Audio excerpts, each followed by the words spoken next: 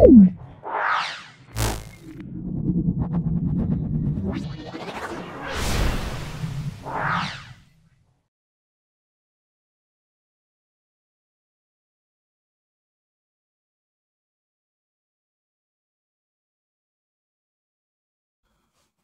10-এর ভৌত বিজ্ঞানের যে টেস্টে যে প্রশ্ন পড়েছিল সেগুলো নিয়ে আমরা সম্পূর্ণ ডিসকাস করছি। ক্লাস 10-এর প্রত্যেকটা ছাত্রছাত্রীদের বলবো এই ভিডিও অত্যন্ত কার্যকারী। বিভিন্ন স্কুলে এই প্রশ্নগুলো পড়েছে। অবশ্যই তোমাদের এবছর পরীক্ষার জন্য, এবছর বলে 2024-এ পরীক্ষার জন্যে অত্যন্ত ইম্পর্টেন্ট। তাহলে তোমরা ভিডিওটা প্রথম থেকে শেষ পর্যন্ত দেখো, আমি সম্পূর্ণ সলভ করে দেখাচ্ছি। যদি ভালো লাগে একটা লাইক করবে, যারা চ্যানেলটাকে এখনো সাবস্ক্রাইব করোনি প্লিজ চ্যানেলটাকে সাবস্ক্রাইব করে দেবে, আর বেল বাটনে অবশ্যই ক্লাস 10 ছাত্রছাত্রীরা ক্লিক করে রাখবে, যাতে তোমাদের বিভিন্ন ভিডিও আপলোড হওয়ার সঙ্গে সঙ্গে তোমাদের কাছে নোটিফিকেশান চলে যায়। চলে এসো আজকে ক্লাস 10-এর যে টেস্টের প্রশ্ন নিয়ে আমি ব্যাখ্যা করছি। তোমরা প্লেলিস্টে দেখবে, অবশ্যই পেয়ে যাবে। তোমরা দেখো ভিডিওটা, দেখলে অবশ্যই উপকৃত হবে। দেখো, গ্রিন হাউস গ্যাসগুলির মধ্যে বায়ুমণ্ডলের কোন স্তরে অবস্থান করে কার্যপ্রণালী চালায়? এটা আমরা বলবো ট্রপোস্ফিয়ার। তারপর দেখো, P1V1/T1 সমান P2V2/T2, এই সমীকরণটা প্রযোজ্য। এই সমীকরণটা প্রযোজ্য কোথায়? এই সমীকরণটা P1V1/T1 সমান P2V2/T2 সমীকরণটি প্রযোজ্য।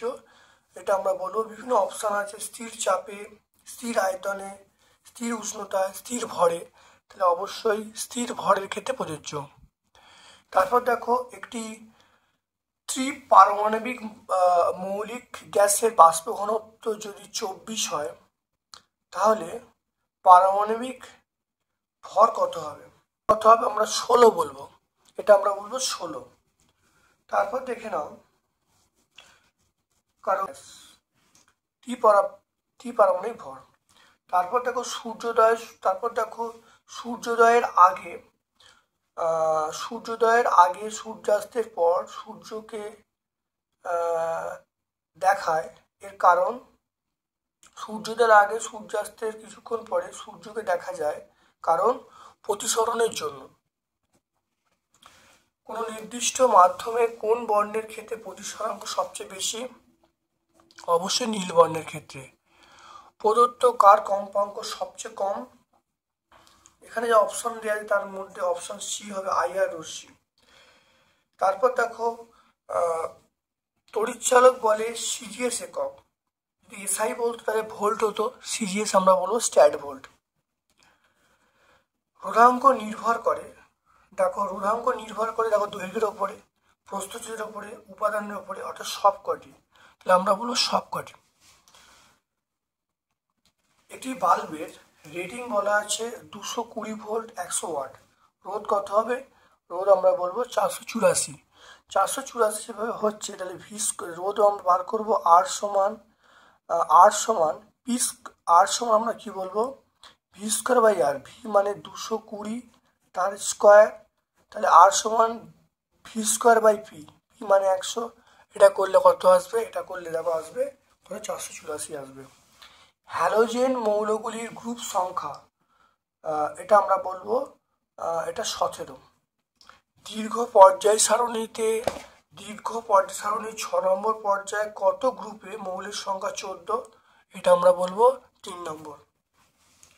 তড়ি লেপনের সময় অ্যানোড ক্ষয়প্রাপ্ত হয়। তীব্র তড়িৎ বিশ্লেষ্য কোনটি তীব্র তড়িৎ বিশ্লেষ্য? দেখে নাও, এটা কোনটা তীব্র তড়িৎ বিশ্লেষ্য? এটা আমরা বলবো, ধরো HNO3টা আমরা বলবো তীব্র তড়িৎ বিশ্লেষ্য। যদি মৃদু বলতো এটা হতো, তাহলে এটা অবশ্যই HNO3 তীব্র তড়িৎ বিশ্লেষ্য। তারপর দেখো, কোন যৌগটির ক্ষেত্রে সংকেত ভর প্রযোজ্য? সংকেত ভর মানে আয়নীয় যৌগ, সেটা হলো MgCl2। তেজস্ক্রিয় নোবেল গ্যাস আমরা বলবো রেডন, Rn। তারপর দেখো, 2-এর দাগের চলে আসছি। দেখো, গ্রুপ বি এর প্রশ্ন, এতক্ষণ গ্রুপ এ এর প্রশ্ন হলো, এবার দেখো গ্রুপ বি এর প্রশ্ন। এলপিজি এলপিজির প্রধান উপাদান আমরা কি বলবো? বিউটেন। বায়ুমণ্ডলে কোন স্তরটি উষ্ণতম? এটা আমরা এক্সোস্ফিয়ার বলবো, এক্সোস্ফিয়ার।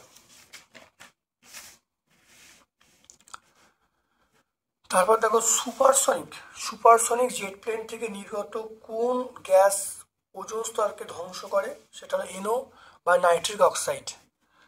তারপর দেখো কোনটা শর্ট বিবৃতিতে সত্য মিথ্যা বলতে বলছে, তাহলে গ্যাসীয় অণুগুলির মধ্যে স্থিতিস্থাপক সংঘর্ষ ঘটে, এটা আমরা সত্য বলবো।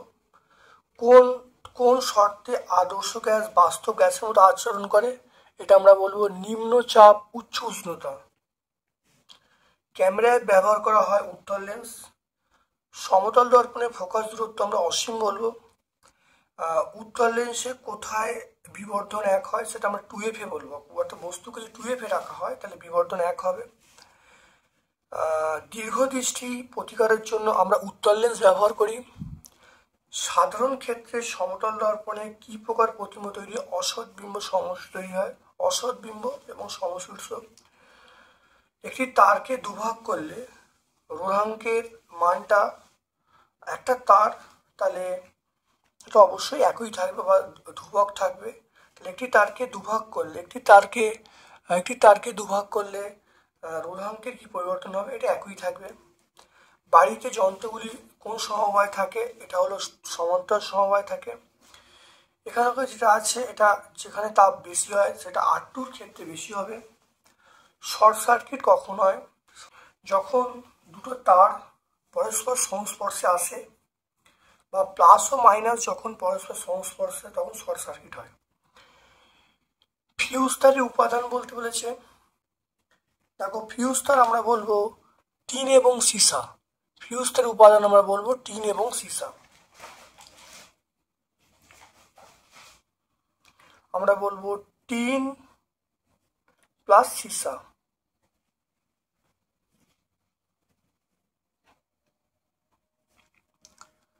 তারপর দেখো ছক আছে, সর্বাধিক তৈরি ঋণাত্মক মৌল, এটা আমরা বলবো ফ্লুরিন বলবো। অ্যানোড মাঠে পাওয়া যায় প্ল্যাটিনাম। বেগুনি বর্ণে কঠিন ধাতু আয়োডিন বলবো। তড়িৎ বিশ্লেষণ পদ্ধতিতে নিষ্কাশন করা যে ধাতু সেটা আমরা অ্যালুমিনিয়াম বলবো। খুব ভালো করে দেখে নাও। তারপর দেখো পর্যায় সারণীতে প্রথম হর্ষ পর্যায়ে মৌলের সংখ্যা একটা। সন্ধিগত মৌলের বৈশিষ্ট্য বলতে বলছি, এটা আমরা পেজ নাম্বার 100 পেয়ে যাব।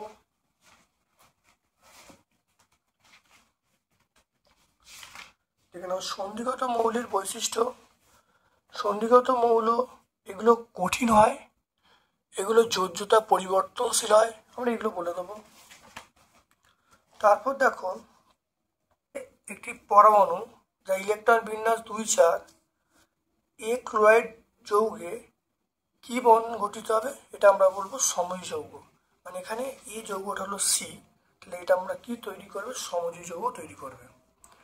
তারপর দেখো হিলিয়াম ছাড়া নিষ্ক্রিয় মৌলের কক্ষে কটা ইলেকট্রন থাকে? 8টা থাকে। তারপর দেখো হাইড্রোজেন ক্লোরাইড এবং হাইড্রোক্লোরিকের মধ্যে কোনটা সমযোজী যৌগ? সেটা বলবো হাইড্রোক্লোরিক অ্যাসিড, তো এটা আমরা হাইড্রোক্লোরিক অ্যাসিড বলবো। সমযোজী যৌগে কোন ধরনের দ্রাবকে দাব্য? অধ্রুবীয় দ্রাবকে দাব্য। লোহার উপর দেখো লোহার উপর নিকেলের প্রলেপ দিলে ক্যাথোড আমরা কি বলবো? লোহাকে আমরা বলবো। তারপর দেখে নাও গ্রুপ সি এর প্রশ্ন, মিথানোজেনিক ব্যাকটেরিয়া কাকে উদাহরণ দিতে বলছে?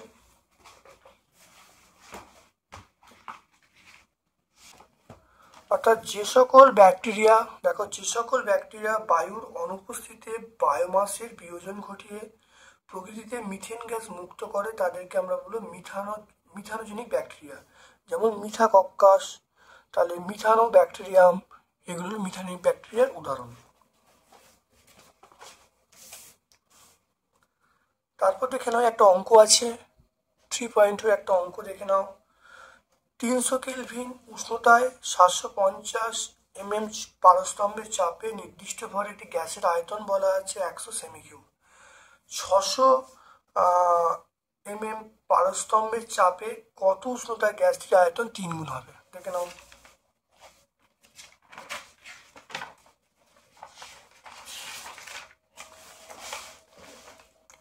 দেখে নাও এখানে T1 বলা আছে। T1 মানে প্রাথমিক তাপমাত্রা, প্রাথমিক আয়তন, প্রাথমিক চাপ, প্রাথমিক আয়তন বলা আছে।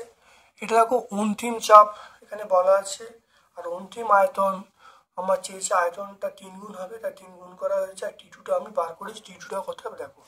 এবার দেখো আমরা জানি P1 V1 বাই T1 সমান P2 P1 V1 by T1 সমান P2 V2 বাই T2।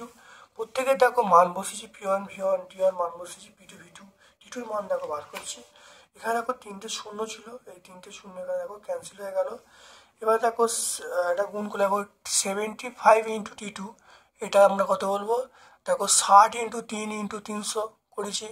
করে দেখো এখানে T2 মান পেয়ে গেলাম কত 720 পেয়ে গেলাম। তাহলে অন্তিম তাপ কত হবে? অন্তিম তাপ হলো 720 কেলভিন। 720 কেলভিন।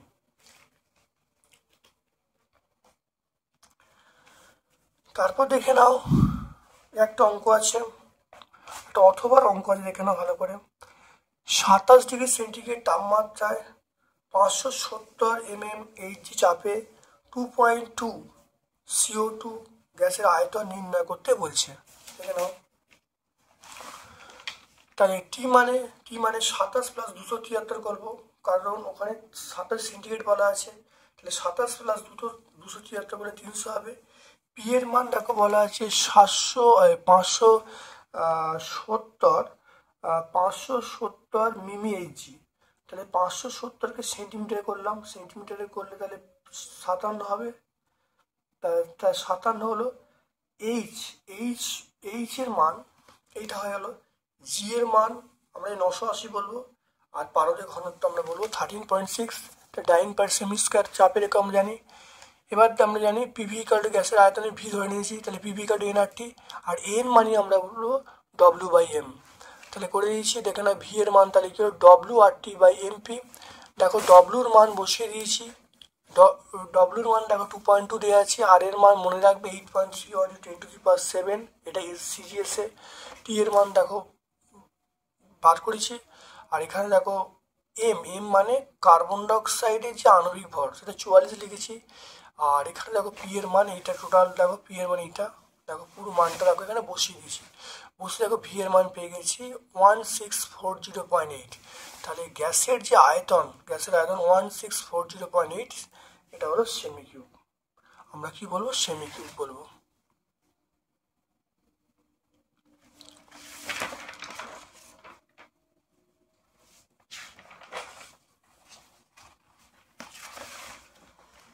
এবার দেখো এরপর চলে এসো, দেখো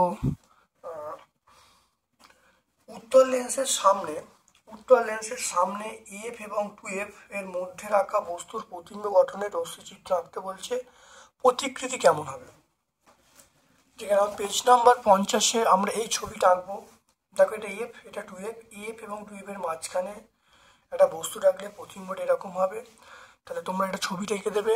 এখানে প্রতিকৃতি কেমন হবে দেখে নেবে। প্রতিকৃতি হবে বস্তু সাপেক্ষ উল্টো হবে, অর্থাৎ অবশীর্ষ হবে। আর উল্টো হবে, অবশীর্ষ হবে। আর এটা আমরা কি বলবো, তাহলে প্রথম মনে রাখবে এটা সৎ হবে, উল্টো হবে, অর্থাৎ অবশীর্ষ হবে। আর আকারে দেখো অনেকটা বড় হচ্ছে, আকারে বড় হবে। আর কোথায় ব্যবহার করে? লেন্স এই ধর্ম কাজে লাগিয়ে আমরা অনুবীক্ষণ যন্ত্রে অভিলক্ষ তৈরিতে ব্যবহার করি।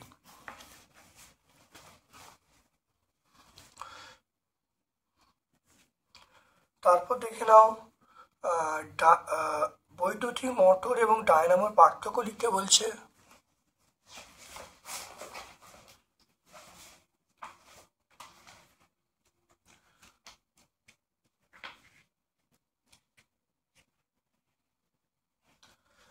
দেখে নাও ডায়নামো এবং মোটরের পার্থক্য। ডায়নামোতে যান্ত্রিক শক্তি তড়িৎ শক্তি রূপান্তরিত হয়, মোটরে তড়িৎ শক্তি যান্ত্রিক শক্তি রূপান্তরিত হয়। ডায়নামোতে আমরা বলবো আবেশের ভিত্তিতে কাজ করে, মোটরে আমরা বলবো তড়িৎ প্রবাহের উপর চুম্বকের ক্রিয়ার উপর কাজ করে।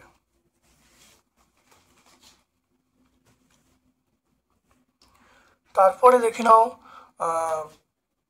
একটি পরিবাহী রোধ বলা আছে 5 ওহম। প্রবাহ মাত্রা 5 অ্যাম্পিয়ার থেকে বাড়িয়ে 8 অ্যাম্পিয়ার করা হলো।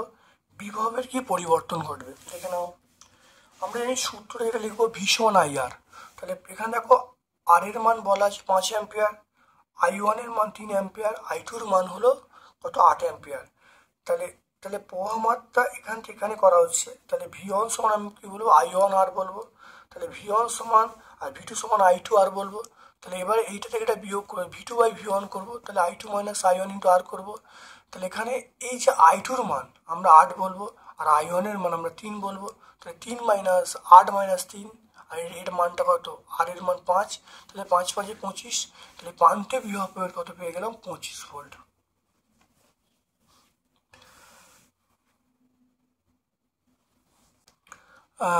তড়িৎ তড়িৎ তড়িৎ তড়িৎ ঋণাত্মকতার সংজ্ঞা দিতে বলছে, অথবা প্রশ্ন আছে আয়নাইজেশনের সংজ্ঞা দিতে বলছে, আয়নাইজেশন শক্তি।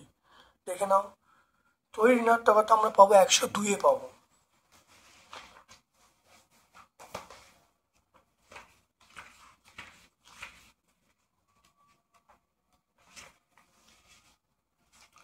দেখে নাও তড়িৎ ঋণাত্মকতা দেখে নাও, অন্য কোনো মৌলের পরমাণুর সঙ্গে সমযোজী বন্ধনে আবদ্ধ থাকা অবস্থায় বন্ধন সৃষ্টিকারী ইলেকট্রন জোড়কে কোনো মৌলের পরমাণু নিজের দিকে আকর্ষণ করার ক্ষমতাকে আমরা বলবো তড়িৎ ঋণাত্মকতা। এটা 102 পাবো। আর তারপরে আমরা পাবো সেটা হলো আয়নন শক্তি। ভালো করে দেখে নাও, ভূমিস্তরে অবস্থিত, ভূমিস্তরে বা সর্বনিম্ন স্তরে কোনো মৌলের বিচ্ছিন্ন বা গ্যাসীয় পোষণ পরমাণু থেকে বহিস্তম কক্ষের ইলেকট্রনকে অপসারিত করলে এক একক চার্জ ধনাত্মক আয়নে পরিণত করতে যে ন্যূনতম শক্তি প্রয়োজন হয় তাকে আমরা বলবো আয়নাইজেশন শক্তি বা প্রথম আয়নাইজেশন শক্তি বলা হয়। এটা আমরা 101 পেজে পাবো।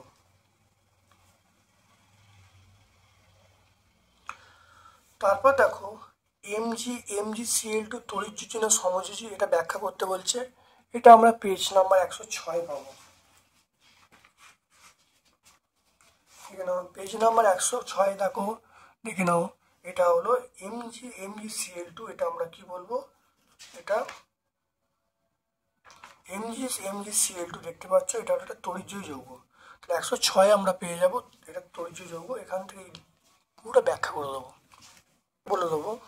দেখে নাও এই উত্তরটাই হবে, তোমরা 111 পেজে পেয়ে যাবে।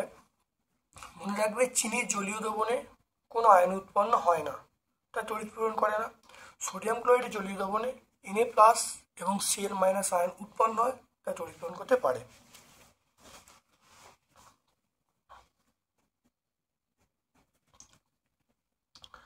তারপর দেখো ন্যাপথলিন এবং সোডিয়াম ক্লোরাইডের গলনাঙ্ক এবং জলের দাব্যতা অনুসারে পার্থক্য করতে বলছে। ঠিক আছে,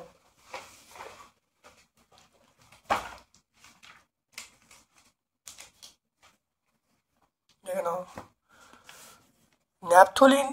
ন্যাপথলিন দেখো গলনাঙ্ক, মানে ন্যাপথলিন সমযৌগ হয়, এর যে গলনাঙ্ক কম হয়। আর সোডিয়াম ক্লোরাইড এটা হলো তড়িৎজয়ী যৌগ হয়, এর গলনাঙ্ক অনেক বেশি হয়, 801। ন্যাপথলিন দেখো জলে অদাব্য, কিন্তু সোডিয়াম ক্লোরাইড জলে দাব্য। তাহলে এই দুটো পয়েন্ট আমরা বলে দেবো। এটা আমরা সহায়িকা থেকে 331 পেজে পাবো। তাহলে সহায়িকায় আমরা 331 পেজে পাবো। তারপর দেখো 3.9 প্রশ্ন চলে এসো, কপার তড়িৎদ্বারের সাহায্যে কপার সালফেট মিশ্রিত অ্যাসিড তড়িৎ বিশ্লেষণ করলে ক্যাথোড অ্যানোডে কি বিক্রিয়া ঘটবে, এটা আমরা 115 পেজে পেয়ে যাবো।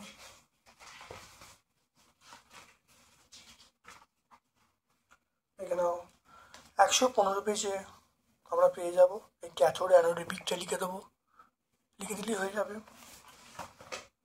তারপর দেখে নাও গোল প্লেটিং করলে ক্যাথোড ও অ্যানোডে যে বিক্রিয়াগুলো ঘটে সেটা লিখতে বলছে। 116 পেজে দেখে নাও গোল প্লেটিং। দেখো সোনার প্রলেপ ক্যাথোড অ্যানোডের যে বিক্রিয়া ঘটে সেই বিক্রিয়া লিখতে বলছে। দেখো ক্যাথোডের বিক্রিয়া পেয়ে গেলাম। ঠিক আছে, সোনার প্রলেপ দিতে হলে সোনাটাকে আমরা অ্যানোড ধরবো, আর যে বস্তুর উপর দেবো তাকে ক্যাথোড দেবো, আর তড়িৎ বিশ্লেষক হিসাবে পটাশিয়াম অরোসায়ানাইড ব্যবহার করবো, আর ক্যাথোডের বিক্রিয়া আমরা লিখে দেবো। দেখে নাও পিভিপি এর লেখচিত্র কেমন হবে, দেখে নাও।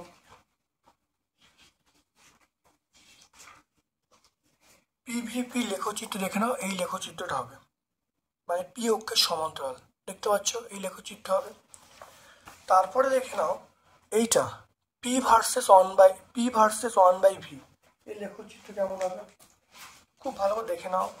এইটা আমরা বলবো, দেখো P versus one by V, দেখো মূল বিন্দু সরলরেখা, বা উল্টো যদি হয় V versus one by V, তাহলে এটাও আমরা বলবো মূল বিন্দুগামী সরলরেখা, দুটোই কিন্তু আমরা বলবো মূল বিন্দু সরলরেখা। আমাকে যদি বলা হয় এই এই যে দুটো লেখচিত্র বলা আছে এটা, তাহলে এই লেখচিত্র প্রকৃতি কেমন হবে দেখে নাও, এইরকম হবে।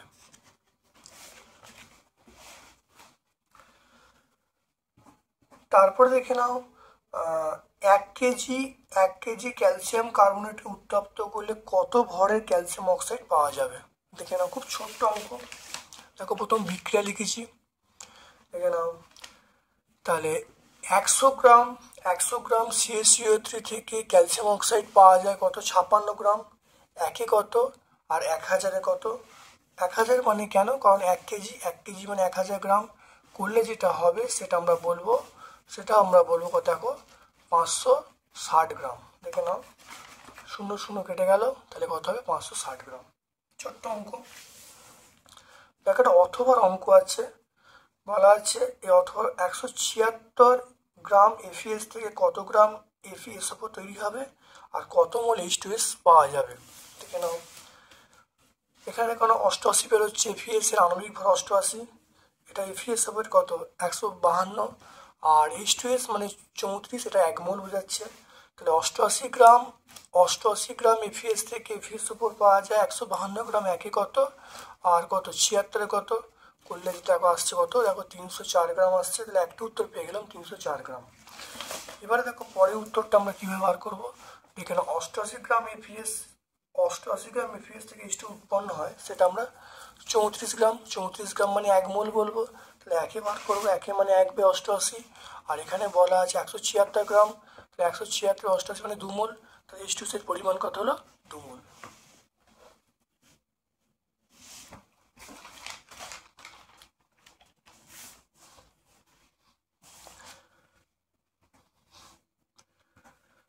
তারপর দেখো প্রতিসরণের দুটো সূত্র লিখতে বলছে, দেখে নাও প্রতিসরণের দুটো সূত্র দেখে নাও, এটা পেজ নাম্বার 38-এ পেয়ে যাবো। আপাতিত রশ্মি, প্রতিসরিত রশ্মি আপাতন বিন্দুতে প্রতিসারক তলের উপর অঙ্কিত অভিলম্ব একই সমতলে থাকে। দ্বিতীয় সূত্র হলো দুটি নির্দিষ্ট মাধ্যমের এবং বিভেদ তলে নির্দিষ্ট বর্ণের ক্ষেত্রে আপাতন কোণের সাইন প্রতিসরণ কোণের সাইন অনুপাত সর্বদা ধ্রুবক হয়। একে আমরা দ্বিতীয় সূত্রকে আমরা লিখতে পারবো স্নেহের সূত্রকে সাইন এ বাই সাইন আর সমান ধ্রুবক। এই যে ধ্রুবকটাকে আমরা মাধ্যমে প্রতিসরাঙ্ক বলবো। তাহলে আমরা টোটাল প্রশ্নের উত্তরটা দিতে পারলাম। এটা আমরা পেজ নাম্বার 39, এটা আমরা সেই ভট্টাচার্য ব্রাদার্সের বইটা আছে সেখান থেকে এটা বললাম। তারপর দেখো লেন্সের আলোক কেন্দ্র কাকে বলে, লেন্সের আলোক কেন্দ্র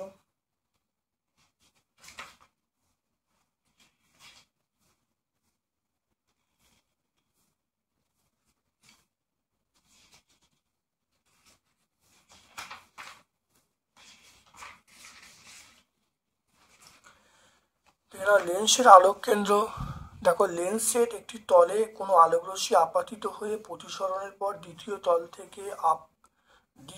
তল থেকে আপাতিত রশ্মি সমান্তরালে নির্গত হলে রশ্মিটি প্রধান অক্ষকে যে বিন্দুতে ছেদ করে তাকে আমরা আলোক কেন্দ্র বলবো।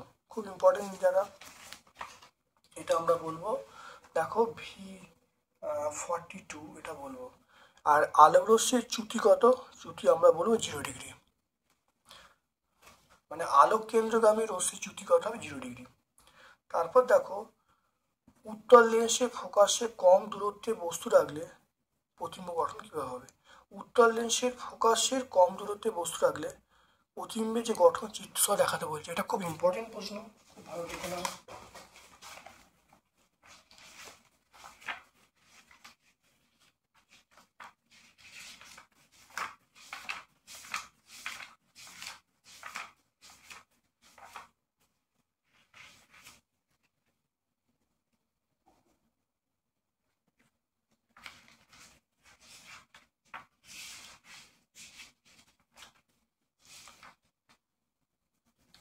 দেখে নাও, অর্থাৎ এই উত্তরটা আমরা লিখবো, সেটা উত্তর লেন্স দ্বারা সমশীর্ষ বিবর্ধিত অসংলগ্ন গঠন। দেখো ফোকাসের মধ্যে রাখছি, এটা টোটালটা আমরা ছোট করে লিখবো।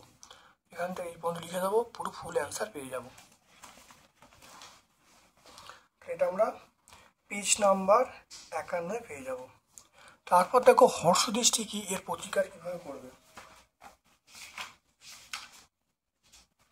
দেখে না, এটা আমরা পেজ নাম্বার 54 পেয়ে যাবো। হর্ষদৃষ্টি অর্থাৎ যদি চোখ কাছেরকে দেখতে পায়, দূরেরকে দেখতে সমস্যা হয়, তখন চোখের এই সমস্যাকে হর্ষদৃষ্টি বলবো।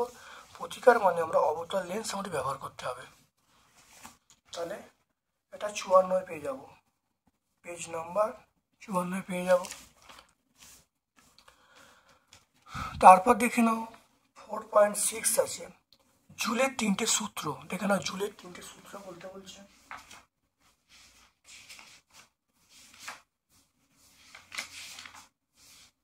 জুলের 3টে সূত্র আমরা পেজ নাম্বার 71 পেয়ে যাব।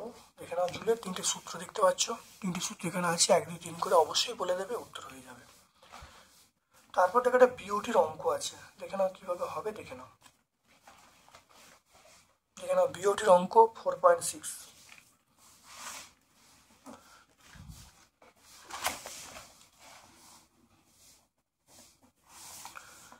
বলা আছে একটি বাড়িতে, দেখে নাও, বলা আছে একটি বাড়িতে দৈনিক 10টি 15 ওয়াট এলইডি লেন্স 8 ঘন্টা এবং 5টি 80 ওয়াট পাখা 12 ঘন্টা, একটি 60 ওয়াট টিভি 6 ঘন্টা চলে। 30 দিনে কত শক্তি ব্যয় হবে। এটা হলো বিওটি এককে বার করতে বলছে। দেখে নাও, তাহলে দৈনিক দৈনিক ব্যয়িত শক্তি, দৈনিক ব্যয়িত শক্তি। দেখে নাও এখানে কত আছে, 10টা, তাহলে 10 into 15 into 8 plus 5 into 8 into 12 plus 1 into 80 into 6, এটা করব। তাহলে দৈনিক ব্যয়িত শক্তি এটা হলো বাই, আমরা কত বলবো, 1000 দিয়ে ভাগ করে দেবো। 1000 দিয়ে ভাগ করলে আমরা কি বলবো, কিলোওয়াট আওয়ার, কিলোওয়াট আওয়ার পেয়ে যাব।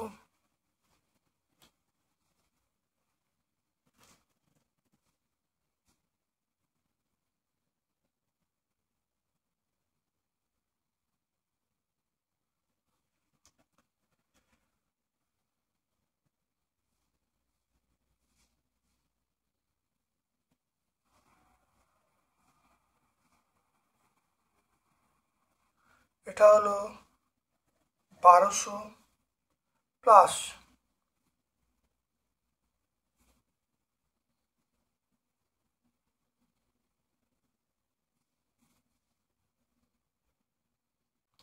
এটা 480,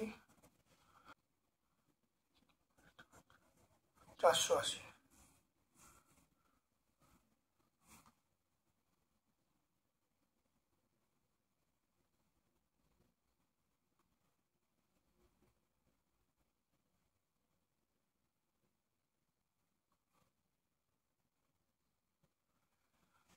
তাহলে এটা করলে কত হবে, দেখে নাও 1000 হবে।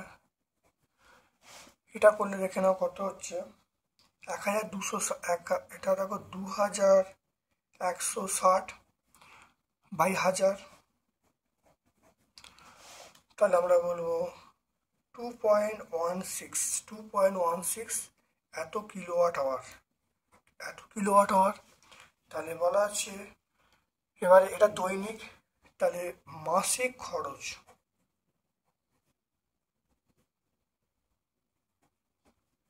মাসিক খরচ 2.16 ইন্টু 30,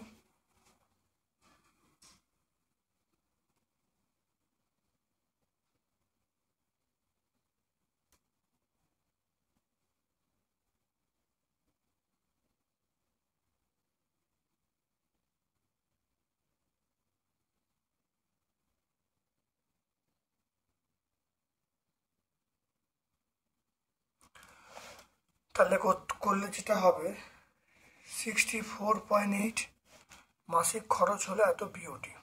তাহলে আমরা কি বলবো, অ্যান্সার পেয়ে গেলাম। তাহলে দৈনিক ব্যয়িত শক্তি পেয়ে গেলাম এটা, তার থেকে 30 দিয়ে গুণ করা হলো, তাহলে অ্যান্সার পেলাম 64.8। তাহলে কত উত্তর হবে, আমরা বলবো 64.8 বিওটি, মানে কিলোওয়াট আওয়ার মানে আমরা বলবো বিওটি। তারপর দেখো 4.7 দেখো, আবেশ সংক্রান্ত ফ্যারাডের সূত্র লিখতে বলছেন।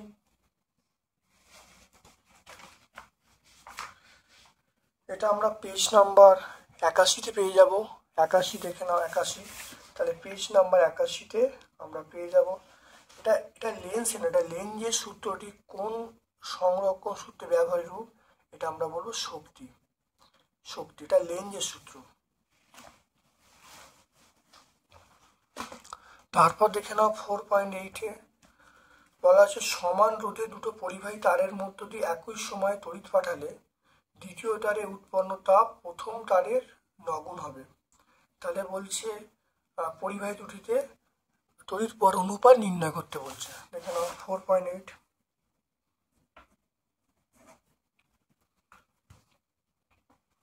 তাহলে আমরা প্রথম তারে উৎপন্ন তাপ আমি এইচ ধরছি, দ্বিতীয় তারে উৎপন্ন তাপ 9H বলছি। এবারে আমরা কি বলবো, দেখে নাও এখানে H প্রপোর্শনাল I স্কোয়ার, তাহলে H1 proportional I1 square, H2 proportional আমরা I2 স্কোয়ার বলবো। তাহলে এখান থেকে আমরা H1/H2 করবো। H1/H2 করলে আমরা বলবো I1/I2 তার হোল স্কোয়ার করে দেবো, এখান থেকে চলে আসছে। এবার এখানে দেখে নাও যে I1 মানে কত, H1 মানে H আর H2 মানে 9H, এটা আমরা করব I1/I2 তার হোল স্কোয়ার করে দেবো। এখান থেকে করলে দেখে নাও কত আসবে, বা তাহলে 1/9 এটা I1/I2, এটা করলে কত হবে, তাহলে I1/I2 সমান বলবো 1/3, তাহলে I1:I2 আমরা বলবো 1:3। কত বলবো, 1:3 বলে দেবো। এটা আমি বা লিখব।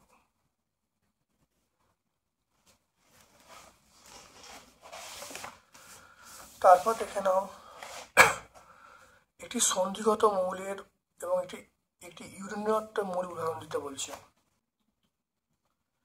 দেখে নাও সন্ধিগত মৌল আমরা কি বলবো, সন্ধিগত মৌল আমরা বলবো কপার বলবো, সিলভার বলবো। তাহলে সন্ধিগত মৌল আমরা বলবো, এটা বলবো কপার সিলভার, তাহলে সিউ বলে দিলাম। আর ইউরেনিয়াম মৌল দেখে নাও, এটা আমরা কি বলবো, নেপচুনিয়াম বলবো, প্লুটোনিয়াম বলবো, অর্থাৎ এনপি বলে দিই। নেপচুনিয়াম বলা হচ্ছে জারণ অনুসারে জারণের ক্রম দেখো, প্রথমে FCl BrI, তাহলে FCl BrI পেয়ে গেলাম, FCl BrI।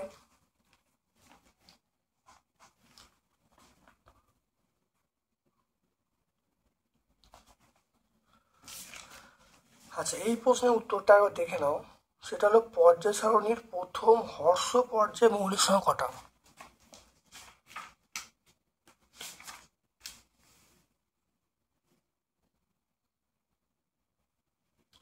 দেখো পর্যায় সারণীর প্রথম হর্ষ পর্যায়ে মৌলিক সংখ্যা 8টা, তাহলে পর্যায় সারণীর প্রথম হর্ষ পর্যায়ে মৌলিক সংখ্যা কটা বলবো, 8টা। তাহলে এটা হলো আমরা একটা নয়, এটা আমরা 8টা বলবো। তাহলে পর্যায় সারণীর প্রথম হর্ষ পর্যায়ে মৌলিক সংখ্যা আমরা বলবো 8টা।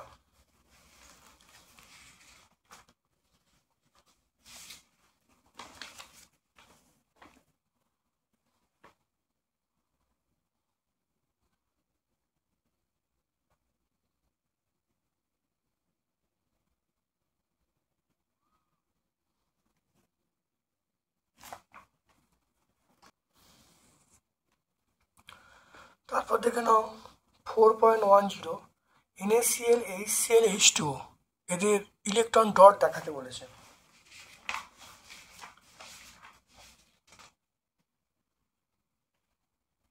NaCl দেখো, এটা NaCl দেখে নাও ভালো করে। তারপরে HCl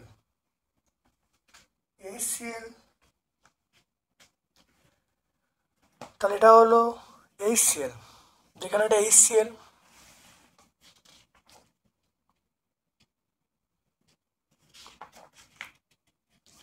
এটা দেখো NaCl। আর তারপর দেখো বলা হচ্ছে H2O, দেখে নাও H2O, এটা হলো H2O। তাহলে এটা আমরা পেয়ে যাব 108 এবং 105। তাহলে এগুলো উত্তরগুলো পেয়ে যাবে 105 আর 108, এই পেজের মধ্যে সব উত্তরগুলো পেয়ে যাব। এই প্রশ্নটা দেখে নাও, চিনির জলীয় দ্রবণ, আগে প্রশ্নটা ছিল, এটা রিপিট হয়ে গেছে।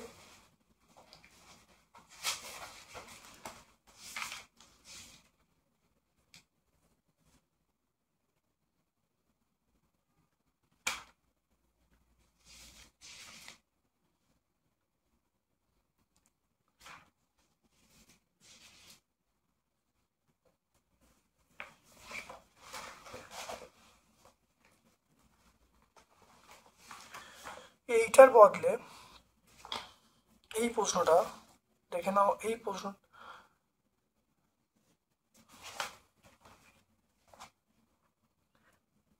প্রশ্নটা আগের প্রশ্নে রিপিট আছে।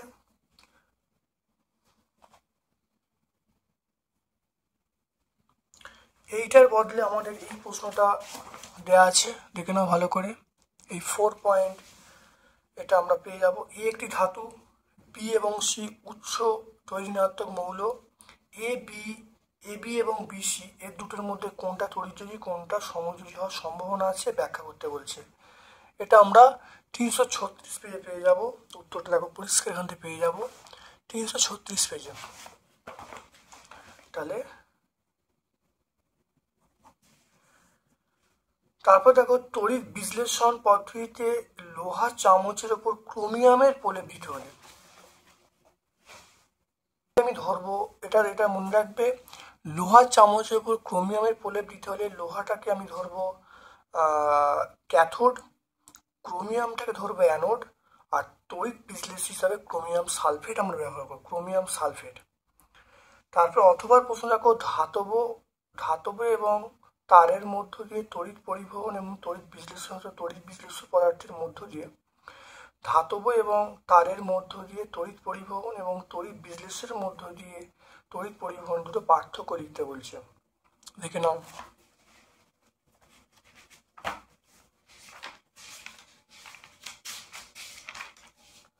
এখানে অর্থাৎ ধাতু এবং তড়িৎ বিশ্লেষক পদার্থের মধ্যে পার্থক্য লিখতে বলছে। এটা আমরা 113 পেজে পেয়ে যাব। এটা আমরা কত পেয়ে যাব? 113 পেজে আমরা পেয়ে যাব, 113 পেজে। তারপর দেখো, তড়িৎ পরিবহন করলেও আয়নিত হয় না এমন একটি তরলের নাম আমরা কি বলবো? সেটা Hg বা পারদ বলবো। তাহলে আমরা এই স্কুলটা সম্পূর্ণ সলভ করলাম। ভিডিওটা প্রথম থেকে শেষ পর্যন্ত দেখো। তোমাদের কিন্তু প্রশ্নগুলো ফাইনাল পরীক্ষার জন্য অবশ্যই ইম্পর্টেন্ট। প্লেলিস্টে সব প্রশ্ন দেওয়া থাকবে, তোমরা ভালো করে দেখবে, অবশ্যই উপকৃত হবে। আমার পক্ষ থেকে সকলকে ধন্যবাদ এবং শুভকামনা জানাচ্ছি।